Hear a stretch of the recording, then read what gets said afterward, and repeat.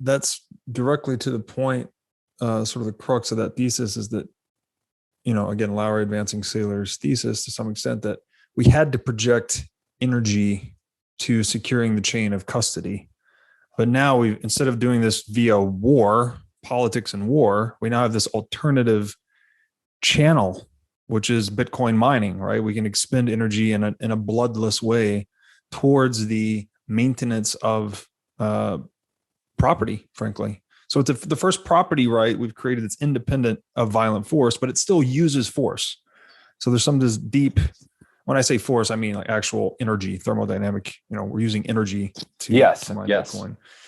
And I think that that's such an important part because of the word that I've had from Ambigen is inoperativity. Because through using energy in this way, it's securing and ensuring that Bitcoin's core code, the 21 million Bitcoins, it can never be augmented or changed. And furthermore, through the utilization and the choice of Bitcoin, there's this total refusal of the engagement towards fiat. And just to highlight the energy piece too, I think it's one great example is the Battle of the Bulge during World War II. Like it came to a standstill because we couldn't source energy. Like literally, we ran out of gas on both sides, and it became this war to try to get that energy. And to me, that has kind of one of those ribosomes of importance to really understand that energy and war have this direct relationship that's extremely important that most people can't see.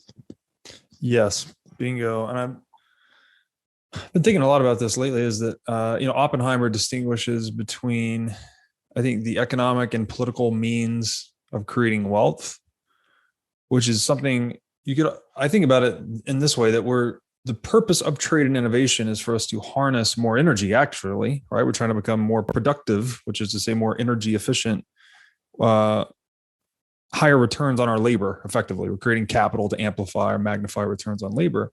So that's great. We need that power. We need that energy to flow forth. That's what makes us rich and improves the standard of living and all that. But we need it in a way that is resistant to asymmetric applications of willpower, such that one group can steal that power from others or leverage that power over others.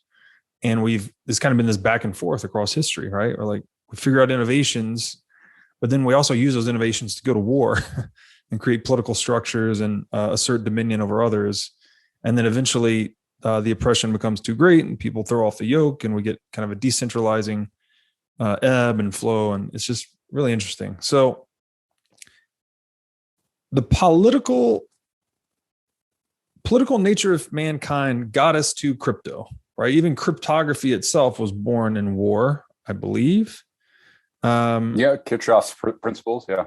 Yep. And now, I guess to put a button on this opening, at least, it's that same political environment that has birthed this ultimate fruit of capitalism or whatever Bitcoin is that allows us to transcend politics. And I'm going to read another excerpt here, and this is a bit of a long one, but I think it's really potent. You wrote, quote, "By understanding crypto as a munition of war and as a bulwark for the tactical organization of all things under the banner of assured privacy, we start to see the real power of crypto is not that of economics, but of war. When we start to investigate the very power/knowledge relationship which cryptography engages within, we understand the kind of Athenian form of power crypto is to counter the brutishness of a statist Ares violence. It is this very relationship that also allows for us to uncover what the codification of law is in our society, as pointed out by Foucault." And Foucault wrote, "The state consists in the codification of a whole number of power relations which render its functioning possible. And that revolution is a different type of codification of the same relations." And that was written in Truth and Power. So, yeah, man. Well said. And what we've just discovered a new mode of being almost. And the reason it's so, I guess, messianic, as you might say, is because it not only is it a new socioeconomic organization, but it has ontological implications. Like There's no longer incentives to be Absolutely. violent towards one another. So this whole alpha and omega of human history is now called into question going forward. Yeah, I think actually what's kind of going on right now is actually a Hegelian synthesis of like the thesis and the antithesis destroying each other and creating something new. And what I think is really interesting is also this quote from Foucault here on Truth and Power.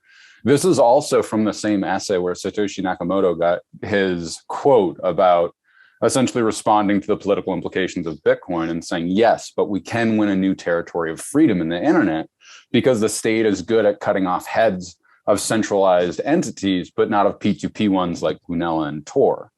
And to me, what's so important is that that quote is actually related to one that Foucault points out about how the problem with politics is that we still haven't managed to cut off the king's head. And so we're fundamentally stuck in this problem of sovereignty that Bitcoin seems to actually explode.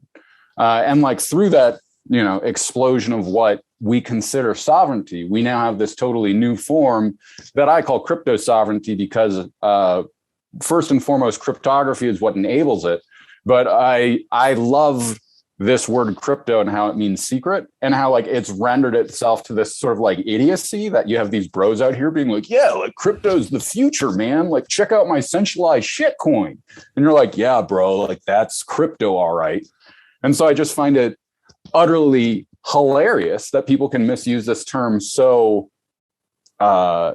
nakedly while its actual terminology is serving it and advancing our cause. Because, like Bitcoin is now the most powerful asset that can't be stopped. And I think we might have had doubts about it a few years ago, but I've never felt more confident about it today than before, even in the face of all of the fucked up shit that's going on.